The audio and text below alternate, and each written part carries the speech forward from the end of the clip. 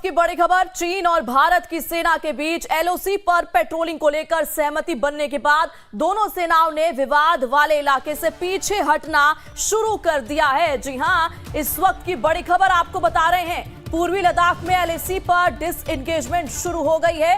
चीन और भारत की सेना के बीच एलओसी पर पेट्रोलिंग को लेकर सहमति बनने के बाद दोनों सेनाओं ने विवाद वाले इलाके से पीछे हटना अब शुरू कर दिया है। देपसांग प्लेन और डेमचोक से भारत और चीन की सेनाएं अब पीछे हट रही हैं। इस वक्त की बड़ी खबर आपको बता दें, चीन और भारत की सेना के बीच एलएसी पर पेट्रोलिंग को लेकर सहमति बनी थी। उसके बाद अब अपडेट ये, दोनों देश की सेनाओं ने विवाद वाले इलाके से अब पीछे हटना शुरू कर दिया है। देपसांग प्लेन और डेमचोक से भारत और चीन की सेनाएं अब पीछे हट रही हैं। भारत और चीन की सेनाएं अब विवाद वाले इलाके से पीछे हट रही हैं। 2020 में भारत चीन के बीच गलवान में टकराव के बाद डेमचोक और देपसांग में तनाव के हालात बने हुए थे। भारत और चीन की सेनाएं आमने सामने थी, लेकिन रिश्तों पर जमी बर्फ पिघली 4 दिन पहले, जब भारत और चीन के बीच 21 अक्टूबर को नया पेट्रोलिंग समझौता हुआ। इसके बाद रूस के कजान में पीएम मोदी और चीन के राष्ट्रपति शी जिनपिंग की मुलाकात हुई थी, जिसमें समझौते पर तेजी से अमल करने का फैसला हुआ था। चीन और भारत की सेना के बीच जो सहमति बनी है, उसके मुताबिक दोनों सेनाएं 2020 की स्थिति को बहाल करेंगी, यानी आमने सामने जो हथियार, टैंक और सैनिक तैनात है, उन्हें पीछे बुला लिया जाएगा। जी हां, और इसी क्रम में अब आपको बता दें, चीन और भारत की सेना के बीच एलएसी पर पेट्रोलिंग को लेकर जो विवाद था, उस पर सहमति बनने के बाद दोनों सेनाओं ने विवाद वाले इलाके से अब पीछे हटना शुरू कर दिया है। पूर्वी लद्दाख में डिसएंगेजमेंट प्रोसेस की शुरुआत हो गई है। देपसांग प्लेन और डेमचोक से भारत और चीन की सेनाएं अब पीछे हट रही हैं। और एक बार फिर से आपको बता दें, ये टकराव क्या था, विवाद क्या था। 2020 में भारत और चीन के बीच गलवान में टकराव के बाद डेमचोक और देपसांग में तनाव के हालात बने हुए थे, तनाव की स्थिति थी। भारत और चीन की सेनाएं आमने सामने थी, लेकिन रिश्तों पर जमी बर्फ पिघली 4 दिन पहले, जब भारत और चीन के बीच 21 अक्टूबर को नया पेट्रोलिंग समझौता हुआ। और इस खबर पर आगे की जानकारी के लिए हमारे साथ हमारे संवाददाता राजेश सिन्हा जुड़ चुके हैं। राजेश जी, बड़ी खबर इस वक्त, चीन और भारत की सेना के बीच जो समझौता हुआ, उसके बाद अब विवाद वाले इलाके से सेना ने पीछे हटना शुरू कर दिया है। जी हाँ प्रेरणा, दोनों देशों की जो सेनाएं हैं अब वो पीछे हट रही हैं। जो 2020 में जो गलवान घाटी में जो संघर्ष हुआ था, हिंसक संघर्ष हुआ था, उसके बाद से दोनों देशों की जो सेनाएं थी, आईबॉल टू आईबॉल सिचुएशन में आमने सामने थी। वहां पर कई स्ट्रक्चर्स बना लिए गए थे, टेम्पररी स्ट्रक्चर्स थे, टेंट थे, और वो दोनों तरफ के थे। तो जो जानकारी निकल कर आई है, कल ये डिसएंगेजमेंट का प्रोसेस शुरू हो गया था, और उसमें कई ऐसे जो टेम्पररी स्ट्रक्चर्स थे, उन्हें वहां से तोड़कर हटा लिया गया है। जो टेंट्स लगा हुआ था वो हटा लिया गया है। और जानकारी यह है कि डेमचोक वाले इलाके में करीब 10 से 12 अस्थायी जो ढांचे थे और 12 के आसपास जो तंबू लगाए गए थे, उन्हें हटा लिया गया है। और ये दोनों तरफ से हो रहा है। और उसके बाद जब ये प्रोसेस कंप्लीट हो जाएगा, तो जो भारतीय सैनिक है वो चार्डिंग नाला के पश्चिमी हिस्से के पीछे हो जाएंगे, और जो चीनी सैनिक है वो अपने इलाके में, चीन के इलाके में इस चार्डिंग नाला के पूर्वी हिस्से के पीछे होंगे। यानी कि जहां पर ये 2020 की स्थिति में थे, नाला के पहले अपने इलाके में चीन के सैनिक और नाला के इस तरफ भारतीय सैनिक ये आ जाएंगे। तो जो प्रोसेस है वो लगभग आधा हो चुका है, और माना जा रहा है कि आज ये प्रोसेस पूरा हो जाएगा, और 2020 वाली स्थिति में दोनों देशों की सेनाएं आ जाएंगी।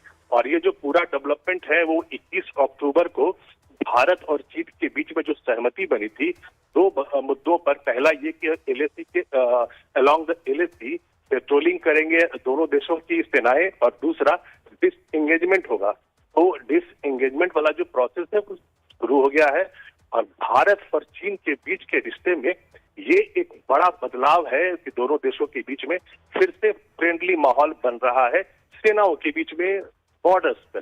जी प्रेरणा। अच्छा राजेश जी, मैं वापस आऊंगी आपके पास। इस बीच हमारे साथ रक्षा विशेषज्ञ संजीव श्रीवास्तव जुड़ चुके हैं। लाइव टाइम्स पर आपका बहुत बहुत स्वागत संजीव जी। इस वक्त देखिए डिसएंगेजमेंट का प्रोसेस शुरू हो गया है, इस पर आपकी क्या प्रतिक्रिया? जी जी जी, धन्यवाद। और निसंदेह ये जो स्वागत योग्य डेवलपमेंट्स हो रहे हैं भारत और चाइना के संदर्भ में। और अभी जो भारत और चीन के बीच में जो सीमा के ऊपर जो पेट्रोलिंग को लेकर के देप्सांग और डेमचौक के एरियाज में पेट्रोलिंग को लेकर के जो सहमति बनी थी, अब उसको अमली जामा पहनाने का जो कार्य है वो दोनों देशों की तरफ से किया जा चुका है। और जैसा कि राजेश जी ने बताया कि ये जो डिसएंगेजमेंट की जो प्रक्रिया है वो डेमचौक और देप्सांग दोनों जगह चल रही है और ये लगभग आधी पूरी भी हो चुकी है। और जाहिर है कि इस पूरी जो प्रक्रिया को भारत की सरकार जब ये कंप्लीट हो जाएगी तो उसका वेरिफिकेशन शुरू होगा। और उम्मीद की जानी चाहिए कि दोनों देशों ने जो सहमति व्यक्त की है उसके आधार पर ही ये जो पूरी प्रक्रिया कंप्लीट कर ली जाएगी और अप्रैल 2020 का जो स्टेटस को है वो बहाल हो जाएगा। और ये जाहिर है कि भारत और चाइना के संबंधों को नॉर्मलाइज करने की दिशा में बहुत ही स्वागत योग्य और बड़ा कदम है। और जिस तरीके से आप देख रहे थे कि भारत और चाइना के संबंधों में अप्रैल 2020 के बाद और जो जून 2020 में गलवान की हिंसा हुई उसके बाद तो भारत और चाइना के संबंध बहुत ही ज़्यादा निचले स्तर पर पहुंच गए थे, बहुत ही ज़्यादा जो अविश्वास बढ़ चुका था। और उस पूरी विश्वास बहाली की जो प्रक्रिया है उसको करने में भी ये जो सहमति बनी है उसमें बड़ी मदद मिलने जा रही है। और भारत और चाइना के संबंधों के आने वाले भविष्य के लिए ये अच्छा है। और दोनों ये मैं अवश्य कहना चाहूँगा कि भारत और चाइना जो कि विश्व के दो सबसे बड़ी जनसंख्या वाले राष्ट्र हैं, दो मेजर इकोनॉमीज हैं, दो प्राचीन सभ्यताएं हैं। और जाहिर है कि यदि इन दो बड़े जाइंट नेबर्स के बीच में संबंध अच्छे होते हैं तो ये न सिर्फ भारत और चाइना के लोगों के लिए अच्छा होगा बल्कि ये पूरे विश्व के लिए अच्छा संदेश इसका जाएगा। ये जो भारत और चाइना जहां कहीं भी मल्टीलैटरल ऑर्गेनाइजेशंस में कोलैबोरेशन करते हैं जैसे एससीओ और ब्रिक्स, उसको भी ये मजबूत बनाने का कार्य करेगा। और ये ओवरऑल जो विश्व में शांति, सुरक्षा, स्थिरता और संपन्नता को हासिल करने की दिशा में एक बड़ा योगदान देगा, इसमें कोई दो राय नहीं है। दोनों मेजर पावर्स हैं और दोनों बीच और पड़ोसी राष्ट्र जैसा कि मैंने कहा, और इनके बीच के संबंध सुधरते हैं तो ये इससे अच्छा कुछ नहीं हो सकता। लेकिन इतना कहने के बाद मैं अवश्य कहूँगा कि भारत के द्वारा ये जो डिसएंगेजमेंट की प्रक्रिया की चल रही है उसको वेरीफाई किया जाएगा और ऑब्वियसली चाइना भी इसे वेरीफाई करेगा। और वेरिफिकेशन का जो प्रोसेस है वो भी बहुत ही बारीकी से उसको किया जाएगा ताकि किसी तरीके का किसी ऐसा स्थिति न रह जाए कि जिससे कि दोनों पक्षों में कोई असंतोष हो। और ये भी रिपोर्ट्स आ रही हैं कि हमारी और चाइना के जो डिफेंस एस्टेब्लिशमेंट्स लगातार एक दूसरे के साथ मीटिंग कर रहे हैं, वो प्रतिदिन जो है इस तरीके के संपर्क करते हैं और एक निश्चित स्थान पर उनकी मुलाकातें भी हो रही हैं। तो ये बहुत ही, और हॉटलाइन का जो कम्युनिकेशन है वो भी इस्टेब्लिश किया गया है।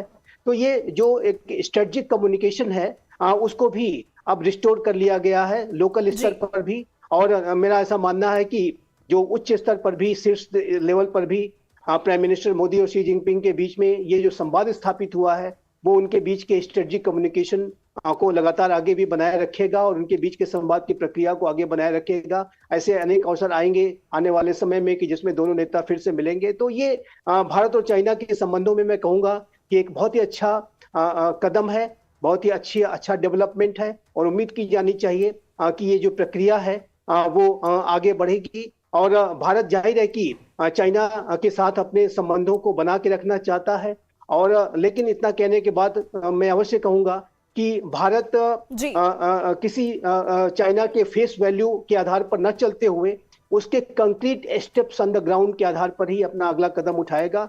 और जैसे कि मैंने कहा कि भारत उसे वेरीफाई करेगा और उसके बाद फर्दर स्टेप्स उठाए जाएंगे। राजेश जी, आप लगातार हमारे साथ बने हुए हैं, आपका कोई सवाल संजीव जी से?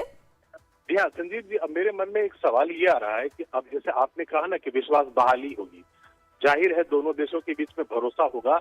और ये अगर आप सत्यापन की भी बात कर रहे हैं कि जब एक बार डिसएग्रीमेंट का प्रोसेस कंप्लीट हो जाएगा तो चीन और भारत दोनों दूसरे के इलाके में सत्यापन करेंगे क्या सच में जो सेनाएं हैं वो पीछे हट गई हैं, जो स्ट्रक्चर्स है क्या वो हट गए हैं। तो सवाल फिर वही वापस आ जाता है कि क्या चीन पर हमारी सेनाएं भरोसा कर सकती है। चीन लगातार ऐसे बार बार दिखावा करता है और बाद में जब धरातल पर कुछ नहीं दिखता है तो भरोसा कम होता है। तो क्या इस बार फिर से भारत के लोगों को चीन की सेनाओं पर, चीन की सरकार पे ऐसे में क्या भरोसा करना चाहिए? देखिए राजेश जी, बहुत आपने अच्छा सवाल किया है और मैं यहाँ पर स्पष्ट रूप से कहना चाहता हूँ कि भारत, जो प्राइम मिनिस्टर मोदी के नेतृत्व का आज का नया भारत है, वो चाइना के जो वास्तविक और मूल चरित्र को अच्छी तरह से जानता है कि चाइना एक अति महत्वाकांक्षी व्यवहार कर रहा है और उसकी जो पूरी थिंकिंग है उसमें हम विस्तारवाद, उपनिवेशवाद, अवसरवाद देखते हैं। और चाइना का एक स्टेटेड गोल भी है कि वो 2049 तक विश्व की नंबर 1 शक्ति बन जाना चाहता है, पूरे इंडो पैसिफिक रीजन में वो डोमिनेट करना चाहता है। तो ये जो चाइना का और उसकी जो रणनीतिक थिंकिंग में डिसेप्शन यानी धोखा देना भी उसका एक इंटीग्रल पार्ट दिखाई देता है। तो ये जो चाइना के जो मूल चरित्र को आज का ये जो नया भारत है बहुत अच्छी तरह से समझता है और इसी वजह से हम चाइना के फेस वैल्यू के आधार पर कोई आगे जो है स्टेप नहीं लेंगे। भारत और चीन के बीच में जो वार्ता है वो तो लगातार चलती रही। आपने देखा कि गलवान की हिंसा के बाद भी 21 दौर की कमांडर लेवल की टॉक्स और WMCC के स्तर की अनेक दौरों की बात चलती रही। ये जो नया भारत है वो चाइना से बातचीत करने से पीछे नहीं हटता है और मेरा मानना है कि मेजर पावर्स के बीच में कम्युनिकेशन, स्ट्रेटेजिक कम्युनिकेशन, चाहे कोई भी स्थिति क्यों ना हो, बने रहना चाहिए। लेकिन जो भारत का अगला स्टेप जो भी होगा वो चाइना के concrete steps on the ground के आधार पर ही होगा। और जब चाइना ने इस बात की सहमति दी कि वो डेप्सोंग और डेमचौक में भी प्री अप्रैल 2020 का स्टेटस बहाल करेगा, तभी जाकर के ये भारत चाइना के साथ बातचीत करने के लिए तैयार हुआ। हमारे प्रधानमंत्री श्री नरेंद्र मोदी शी जिनपिंग से मिलने के लिए, बातचीत करने के लिए तैयार हुए। तो आज हम का जो अप्रोच है हमारा बहुत ही स्पष्ट है कि हम सारी जो चाइना के द्वारा कही गई बातों को वेरीफाई करेंगे और चाइना जिस तरीके का concrete steps on the ground लेगा उसी के अकॉर्डिंग हम अपने अगले कदम को उठाएंगे। यदि चाइना के द्वारा कोई ऐसी स्थिति फिर से अगर पैदा की जाती है, मैं स्पष्ट रूप से कहना चाहता हूं कि जहां पर चाइना अपनी कही गई बातों से मुकरता है तो जाहिर है कि अकॉर्डिंगली भारत भी एप्रोप्रिएट मेजर लेगा। जैसे कि आप जानते हैं कि जो अप्रैल 2020 में ये जो डेप्सोंग और डेमचौक में जो पेट्रोलिंग थी, चाइना ने हमें रोका और हमारी पेट्रोलिंग पार्टीज को हमने चाइना की पेट्रोलिंग पार्टी को रोक दिया और इस तरीके के से एक गतिरोध पैदा हो गया। तो अब ये जो गतिरोध है समाप्त हो गया है और जाहिर है कि चाइना जिस तरीके के जो जमीनी स्तर के जो कदम है, जिसको concrete steps on the ground मैं कहता हूं, वो करके जब तक नहीं दिखाएगा तब तक भारत भी अगले कदम नहीं लेगा और हम इंटेंस वेरिफिकेशन और सर्विलांस के आधार पर ही जो है इस पूरे स्थितियों को में आगे बढ़ेंगे।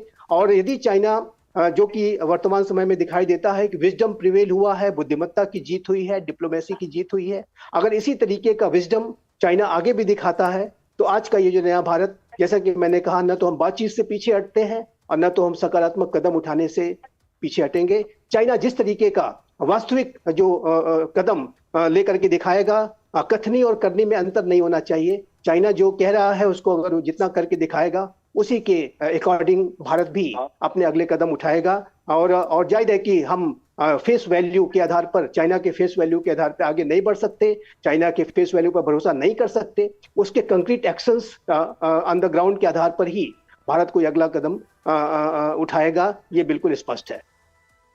अच्छा संजीव जी, मेरा आपसे एक सवाल कि ये पेट्रोलिंग समझौता हो गया है भारत और चीन के बीच और अब डिसएंगेजमेंट प्रोसेस भी शुरू हो गया है, तो क्या ये कहना सही होगा कि इस पूरे विवाद का सॉल्यूशन निकल गया या अभी भी कोई लूप होल बाकी है?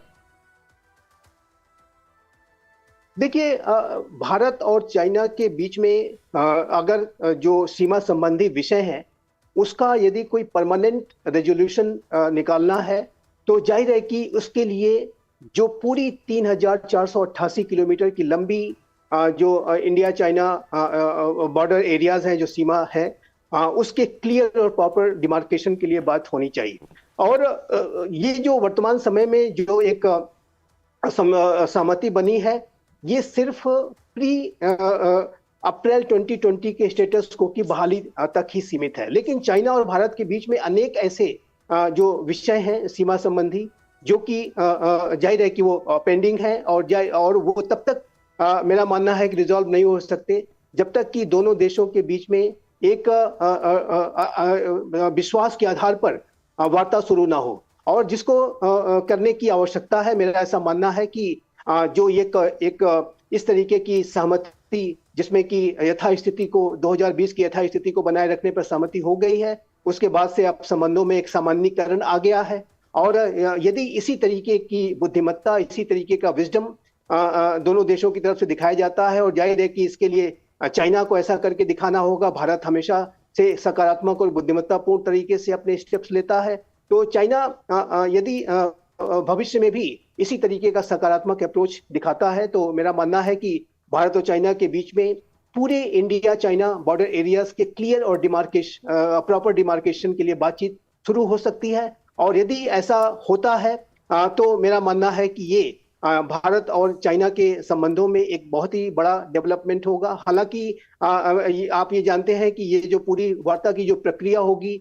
पूरे सीमा की क्लियर और प्रॉपर डिमार्केशन की, वो एक लॉन्ग ड्रॉन प्रोसेस हो सकता है, एक लंबी चलने वाली प्रक्रिया हो सकती है। लेकिन कम से कम इस प्रक्रिया की शुरुआत अवश्य होनी चाहिए। एक नए अध्याय की जो शुरुआत भारत और चाइना के संबंधों में आज हुई है, उसने एक ये जरूर ये अवसर प्रोवाइड कराया है कि जिसमें कि दोनों राष्ट्र अपनी सीमाओं की के क्लियर और प्रॉपर डिमार्केशन के लिए बातचीत शुरू करें। और यदि ऐसा होता है तो ये भी एक बड़ा घटनाक्रम होगा भारत और चाइना के संबंधों में। और ये जाहिर है कि सीमा के संबंधित भारत और चाइना के बीच के जो विषय हैं, उसके स्थायी समाधान के लिए बेहद आवश्यक है कि ऐसा प्रॉपर और क्लियर डिमार्केशन हो। क्योंकि अभी आप देखिए, तो मैं आपके दर्शकों के लिए एक बार फिर से बताना अवश्य चाहूंगा कि भारत और चीन के बीच में जो सीमा विवाद का कारण ये है कि ये जो पूरी सीमा है वो प्रॉपर डिमार्केशन उसका नहीं हुआ है, क्लियर डिमार्केशन नहीं है। कभी हमारी पेट्रोलिंग पार्टी कई बार उनके क्षेत्रों में चली जाती हैं, उनकी पेट्रोलिंग पार्टीज हमारे क्षेत्रों में चली जाती हैं,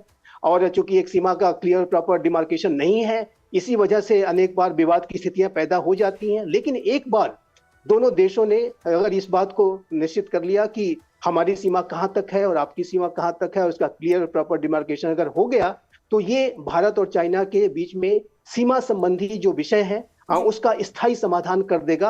और उस स्थायी समाधान के लिए जो बातचीत की प्रक्रिया है वो शुरू की जा सकती है, उसके ऊपर गहराई गंभीरता के साथ मंथन किया जा सकता है। और ये जो विश्वास बना है कि जिसमें हम 2020 के स्टेटस को हमने बहाल किया है, इसके आधार पर फर्दर जो बातचीत का जो रास्ता है वो खुलता है। और मेरा मानना है कि दोनों देशों को इस तरीके का जो विश्वास के वातावरण को जो निर्मित किया जा रहा है, उसका लाभ उठाते हुए एक बहुत ही इंटेंस प्रोसेस जो पूरे क्लियर और प्रॉपर डिमार्केशन का सीमा के क्षेत्रों का, उसको करने के लिए आगे बढ़ना चाहिए। और अब देखना होगा कि आगे ये प्रक्रिया किस तरीके से आगे बढ़ती है। जी, राजेश जी का भी एक सवाल है। राजेश जी।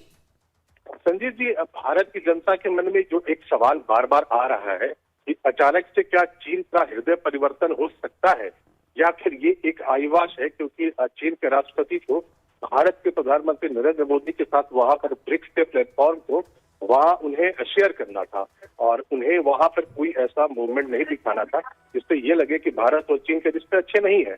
तो एक क्या आईवाश के रूप में इसे देखा जाएगा? हालांकि एंगेजमेंट शुरू हो गया है, दोनों देशों की सेनाएं पीछे हट रही है, लेकिन जैसा आपने कहा कि कोई डिमार्केशन तो है नहीं, क्लियर पॉइंट्स नहीं है कि कौन सा पॉइंट है जिसके उधर चाइना है या इस तरफ इंडिया है।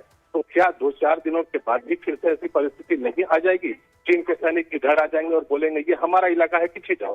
तो अगर ऐसा होता है तो जो भी अभी दिखा है ब्रिक्स के प्लेटफॉर्म पे, या जो भी सहमति बनी है, वो बेकार हो जाना है फिर वैसे। नहीं नहीं राजेश जी, देखिए ये इस बात पर निर्भर करता है कि आप किस अप्रोच के साथ कार्य कर रहे हैं। चाइना, जाहिर है कि 2020 में जो उसने यथास्थिति बिगाड़ी थी, वो चाइना ने एक इंटेंशनली ये कार्य किया था। चाइना को ये पता था कि वो जो पेट्रोलिंग के लिए जो भारत की पार्टीज को रोक रहा है वो गलत है, लेकिन उसके बावजूद भी उसने अपने विस्तारवादी मंसूबे के आधार पर जो उसकी भारत के क्षेत्रों में कुदृष्टि रहती है, उसके आधार पर उसने ये स्टेप ले लिया, ये एक्शन ले लिया। और जाहिर है कि भारत ने भी काउंटर एक्शन लेते हुए उनको भी हमने पेट्रोलिंग के साथ के लिए रोक दिया और ये गतिरोध पैदा हो गया और दोनों सेनाओं के बीच में एक फेस ऑफ हो गया। और उसके बाद और इसी तरीके की जो स्थिति है, मैं आपके दर्शकों के लिए भी अवश्य जिक्र करना चाहूंगा कि 2017 में डोकलाम में चाइना ने डोकलाम जो कि भूटान की टेरिटरी है, लेकिन हमारे लिए स्ट्रेटेजिक रूप से वो बहुत ही महत्वपूर्ण क्षेत्र है, क्योंकि ये हमारा जो चिकन नेक सिलीगुड़ी कॉरिडोर के पास है वो बहुत, और वहां पर चाइना एक रोड कंस्ट्रक्शन की एक्टिविटीज कर रहा था, जो कि यदि ऐसा वो कर लेता तो वो जाहिर है कि भूटान की टेरिटरी को अपने कब्जे में लेता और ये भारत के लिए और पूरे भारत के जो सिलीगुड़ी कॉरिडोर के लिए बड़ा खतरा पैदा कर सकता था। और इसी वजह से भारत की सेनाओं ने इसको जो है रोकने का फैसला किया और हमने फिर चाइना के साथ हमारी सेनाएं आगे बढ़ी। एक eyeball to eyeball confrontation हुआ और ये जो कन्फ्रंटेशन डोकलाम की जो क्राइसिस के रूप में हम जानते हैं, ये 73 दिनों तक का चला था। और राजेश जी, उस समय भी चाइना में एक ब्रिक्स का सम्मेलन होने वाला था और इस चाइना के शासकों को इस बात का एहसास हुआ और इस बात की आशंका हुई कि संभव है कि भारत के प्रधानमंत्री श्री नरेंद्र मोदी चाइना में होने वाले ब्रिक्स के सम्मेलन में न जाएं। और हमने ये देखा कि जो आपने प्रश्न पूछा है बहुत ही अच्छा प्रश्न है कि क्या वो ब्रिक्स में ये दिखाना चाहते थे कि मोदी जी उनके साथ अच्छे से मिले और सब कुछ ठीक ठाक चले। इसी तरीके का जो अप्रोच और इसी तरीके की जो सोच है वो चाइना के अंदर 2017 में भी थी। और हमने देखा कि जो डोकलाम की क्राइसिस ब्रिक्स के सम्मेलन के 2-4 दिन के पहले रिजॉल्व हो गई, क्योंकि चाइना इस बात के लिए तैयार हो गया कि वो अपनी रोड कंस्ट्रक्शन की एक्टिविटीज को बंद करेगा। और जब चाइना ने अपनी रोड कंस्ट्रक्शन की एक्टिविटी बंद की तो भारत की सेनाएं पीछे हट गई, eyeball to eyeball confrontation समाप्त हो गया, जैसा अभी आप देख रहे हैं। तो ये जो ब्रिक्स के जो सम्मेलन में जरूर चाइना इस बात को चाहता है कि भारत का उसमें पार्टिसिपेशन हो, भारत का उसमें सहभागिता हो, क्योंकि ब्रिक्स एक वैकल्पिक विश्व व्यवस्था को बनाने में और एक non western led world order को बनाने में बहुत बड़ा उसका रोल है, सबसे बड़ा रोल मैं कहूंगा। और चाइना उसमें भारत की महत्ता को जानता है और इसी वजह से चाइना इस बात को चाहता था, चाहे वो 2017 की बात करें या अब भी बात करें, कि वो भारत के साथ अपने संबंधों को इसके ब्रिक्स के पहले ही नॉर्मलाइज कर ले। लेकिन इतना कहने के बाद एक बात मैं और भी राजेश जी आपके सवाल में ऐड करूंगा जवाब देते समय, कि चाइना की जो वर्तमान में जो स्थिति है, आर्थिक स्थिति की अगर मैं बात करूं तो वो बहुत अच्छी नहीं दिखाई देती है। यही चाइना जो कभी दशकों तक डबल डिजिट ग्रोथ करता था और पूरे विश्व की फैक्ट्री बन गया था, अब चाइना की जो इकोनॉमिक ग्रोथ है वो लगातार सुस्त पड़ती जा रही है। 2%, 3%, 4% के आसपास ये घूमती है और इसमें अनेक तरीके के चैलेंजेस देखे जा रहे हैं, चाहे वो चाइना का बैंकिंग सेक्टर हो, रियल एस्टेट सेक्टर हो, अन्य सेक्टर्स में भी वो काफी वहां पर स्थितियां अच्छी नहीं दिखाई देती। वहीं अगर भारत की आप ग्रोथ रेट देखें तो 7% की जो ग्रोथ रेट अभी IMF ने इसको फॉरकास्ट किया है। और चाहिए कि चाइना के इस तरीके की कमजोर आर्थिक स्थिति की वजह से चाइना के अंदर एक व्यापक असंतोष भी दिखाई देता है। और यद्यपि कि शी जिनपिंग के संदर्भ में कोई ओपनली बात नहीं कर सकता, क्योंकि वहां पर उनका एक आधिपत्यवादी और टोटलिटेरियन जैसा शासन है, लेकिन एक आंतरिक असंतोष अवश्य है जिसको कि शी जिनपिंग समझ रहे हैं। दूसरा, जो विश्व की जो बड़ी सप्लाई चेन्स हैं वो भी चाइना से विड्रॉ कर रही हैं, क्योंकि चाइना के जो स्ट्रेटेजिक मंसूबे हैं वो बहुत ही ज्यादा विस्तारवादी हैं। पूरे साउथ चाइना सी पर आधिपत्य की बात करना। इतनी डिटेल में ये तमाम जानकारियां पहुंचाने के लिए आपका बहुत बहुत शुक्रिया। लाइफ टाइम से खास बातचीत करने के लिए आपका बहुत बहुत शुक्रिया। और साथ ही साथ राजेश जी, आपका भी बहुत बहुत शुक्रिया इन तमाम जानकारियों के लिए। और इसी के साथ लाइफ टाइम्स पर खबरों का सफर लगातार जारी है, बने रहिए हमारे साथ।